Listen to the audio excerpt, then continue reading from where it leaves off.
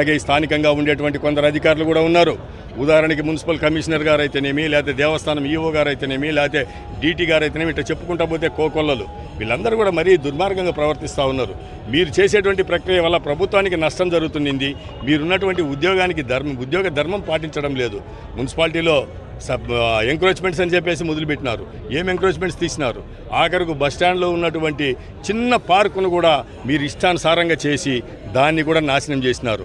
ఆ పూల కొట్లతో చిన్న జీవితాలు కొనసాగిస్తున్నటువంటి ఆ జీవితాల మీద కూడా ఆటలాడుకున్నారు. మీరేమన్నా ఉపయోగం చేసినారా?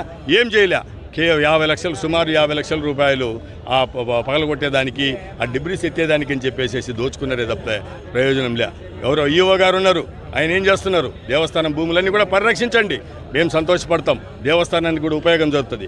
కానీ అట్లా కాకుండా వైఎస్ఆర్ కాంగ్రెస్ పార్టీ జెండా ఎవరు పట్టుకున్నారు, వైఎస్ఆర్ కాంగ్రెస్ పార్టీ నాయకులు ఎవరని చెప్పేసి గుర్తించి వాళ్ళనే ఇబ్బంది పెడుతున్నారు. మీరు అందరికీ ఒకటే న్యాయం చేయండి, ఎవరు తప్పు చేసినా కానీ ఉపేక్షించాల్సిన అవసరం లేదు అని చెప్పేసి కూడా తెలుపుతా ఉన్నా. డీటీ గారు ఉన్నారు, ఆయన ప్రక్రియ మరీ అద్దుమానంగా ఉన్నింది. ఎవరో బియ్యం తీసుకుపోయి అమ్ముకొని తీసుకుపోతుంటే మాకు సంబంధించిన డీలర్ల ఇళ్లలో పెట్టి వాళ్ళ ఏం చెప్పి ఆడినాసాడు గోడౌన్లలో పెట్టి వాళ్ళ ఏం చెప్పేసి తప్పుడు కేసులు పెట్టేటువంటి దుర్మార్గమైనటువంటి విధంగా ముందుకు పోతా ఉన్నారు. వీటన్నిటిని కూడా వైఎస్ఆర్ కాంగ్రెస్ పార్టీ ఉపేక్షించదు. ప్రజల పక్షాన్ని నిలబడతాం. వైఎస్ఆర్ కాంగ్రెస్ పార్టీ నాయకులను, కార్యకర్తలను కాపాడుకునేదానికి ముందుంటామని చెప్పేసి కూడా కోరుతూ